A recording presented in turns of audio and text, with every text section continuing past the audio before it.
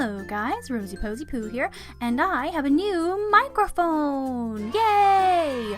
In celebration of my new mic, I'm gonna tell you guys one terrifying story from my first job.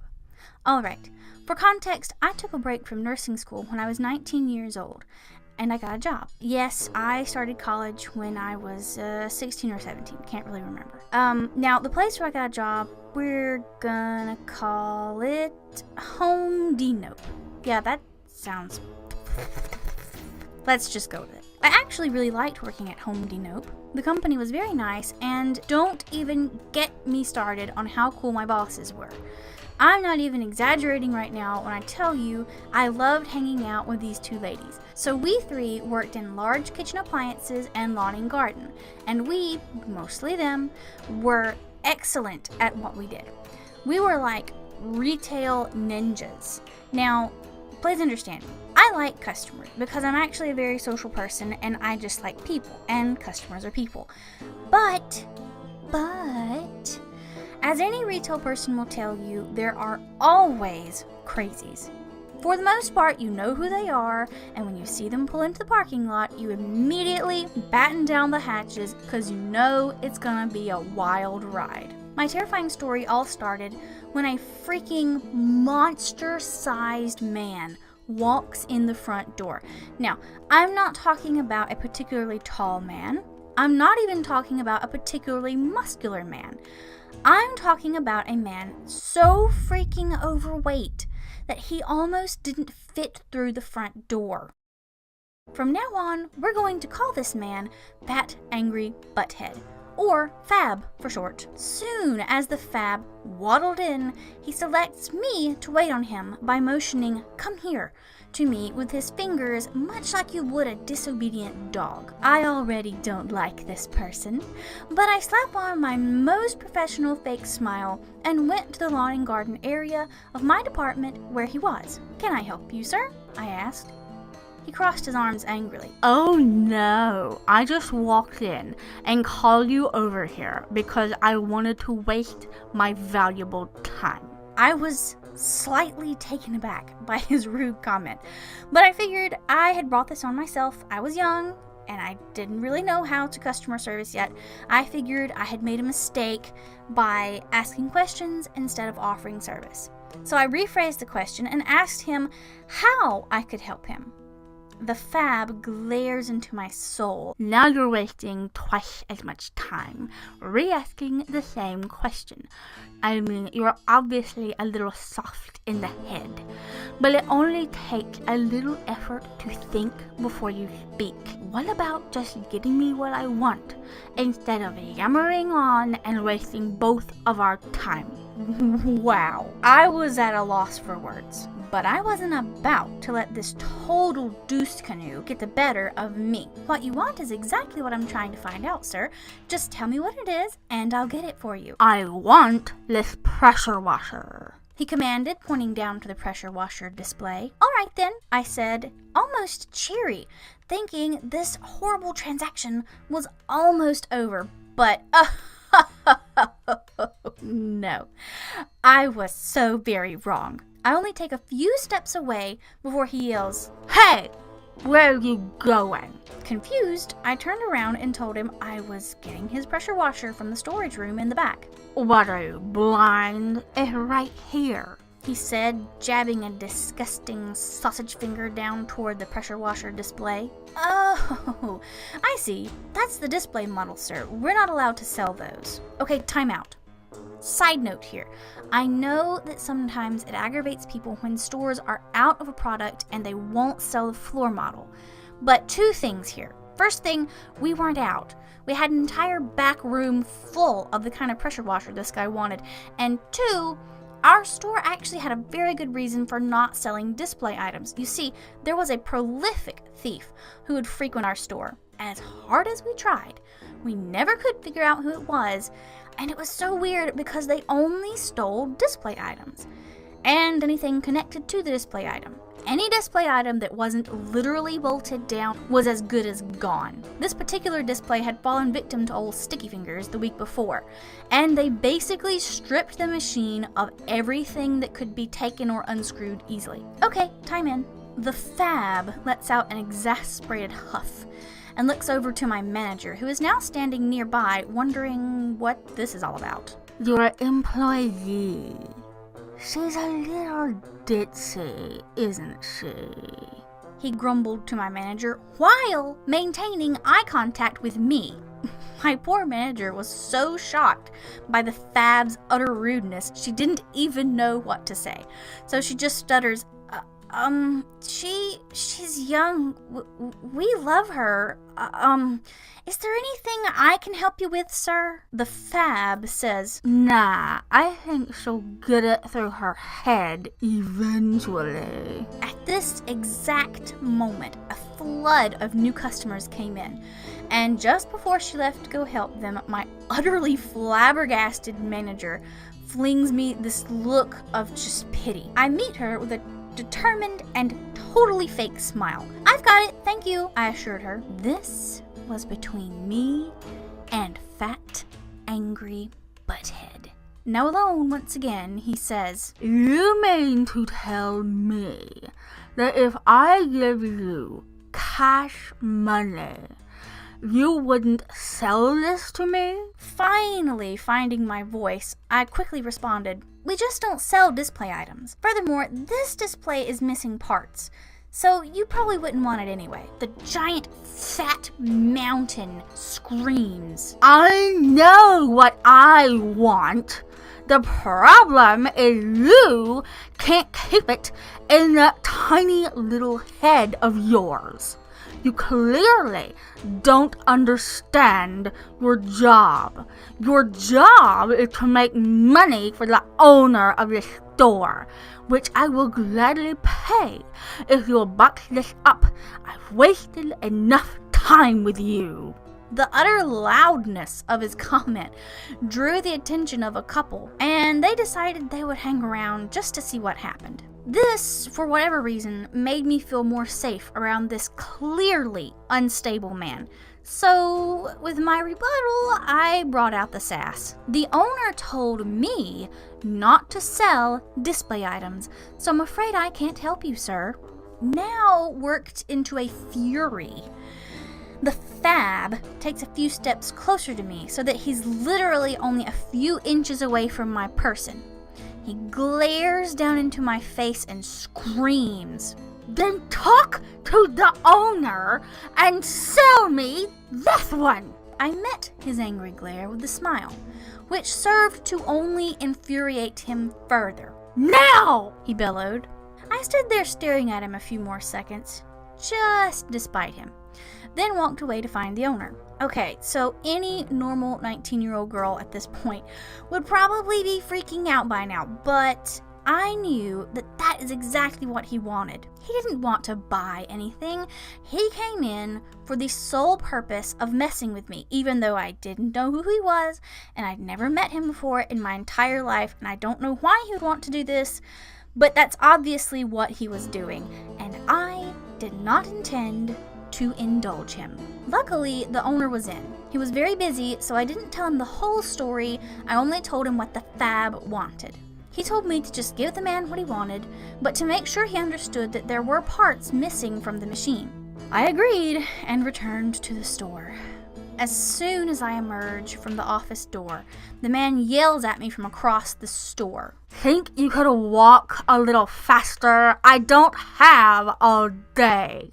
Needless to say, I took my time. Once I got to him, the Fab says, Now, what did the man say? Or can you remember? Ignoring all of what he just said, I responded, The owner says if you want to pay full price for a machine that's missing parts, then you can. I crossed my arms, waiting for the Fab to celebrate his victory. Once again, I was so very wrong. His eyes lit up with glee. Full price? Who said anything about paying full price?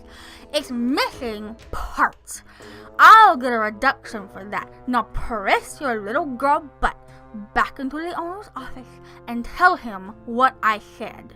I think I may have actually died a little bit on the inside. The owner was not going to be happy to be disturbed a second time. But what choice did I have?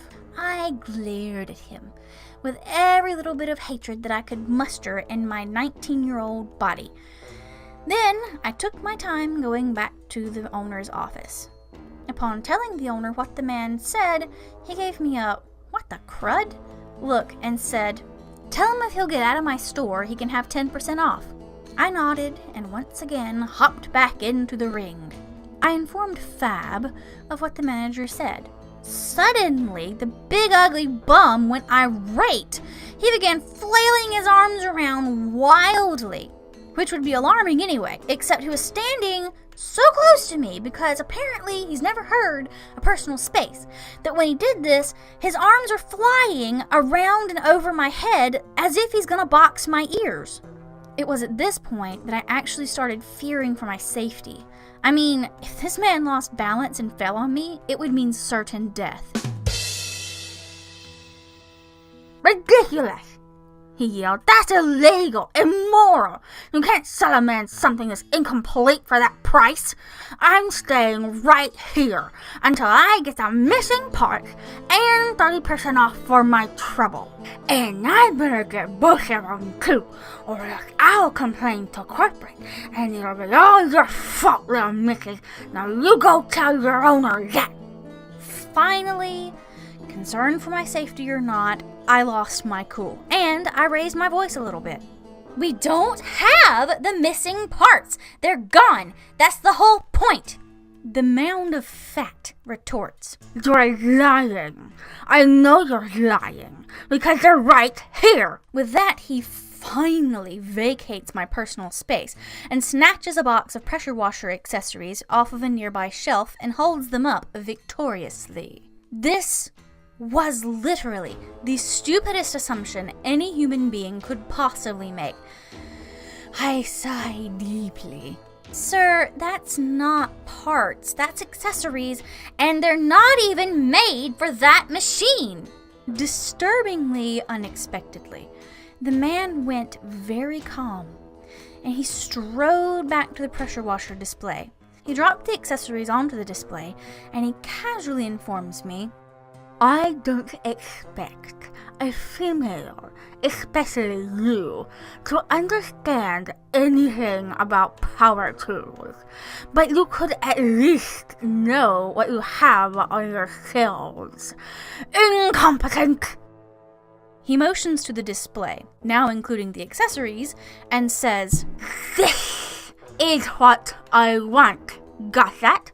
30% off machine, free parts, go tell the owner now. And I know you can walk a little faster than a snail. Bye-bye." Then he turned his back to me and shooed me away with his hand. Oh my goodness. Let's all just take a second to recognize the magnitude of this man's ultimate butt-headedness. Wow. Returning to the owner a third time, I told him the Fab's new list of demands. The store owner literally drops his pen on his stack of paperwork. "Who does this guy think he is?" he exclaimed. No, I don't care if he's the mayor. He's wasted enough store time. Tell him the deal's off and he gets nothing from my store today. Returning to the store, I noticed that by now no one was in the back of the store, where I currently was. A chill ran up my spine as I realized this time Fab was walking to meet me. I knew this wasn't going to end well, but what could I do? My coworkers were nowhere in sight, and the Fab was approaching me fast. Fab doesn't even give me time to speak before he turns it up to full on crazy. Apparently, in the time that I was gone, he had detached the heavy metal wand from the display pressure washer, and he was tossing it up in the air and catching it. He was doing this as he met me halfway. This basically forced me to back up so that I wouldn't get hit by what is the equivalent of a metal pipe. Before I even realized what was happening, he had successfully backed me into a pole. Clutching the metal pipe, he gets in my face and growls, "You're going to tell me that the store owner says I can have what I want, and you're going to apologize to me for wasting my time, and then I'm going to issue a complaint about you and the store to the company, and you're going to lose your job." This fat, ugly, pregnant female dog was threatening a defenseless 19-year-old girl with a metal pipe over a piece of crud pressure washer. I was scared. I'm not gonna lie. I was backed into a corner by a man twice my size and probably 3 times my weight, and he had a wily look in his eye. I got angry. I felt the anger fill my chest like fire. I decided in that moment that the supreme pleasure of watching this man get arrested would be so totally worth the pain of getting hit with that metal pipe. And as the idea hit me, it spread across my face as a smile. The beautiful words slithered out of my mouth. The owner says, "You've lost your deal, and you get nothing from our store today. Now please show yourself to the door." At this point, if you looked closely at the fat on the back of his neck, you probably could have literally seen it boiling with rage. Just as I feared, he raised the wand over his head just like he was about to hit me. And admittedly, I made a noise that was akin to a squeaky toy that had just been stepped on. Out of nowhere, my managers show up, and the Fab throws the metal wand down on the ground as hard as he possibly can, inches from my feet. Then he went full on psycho. He threw both of his hands in the air and waved them around over his head furiously like an enraged orangutan.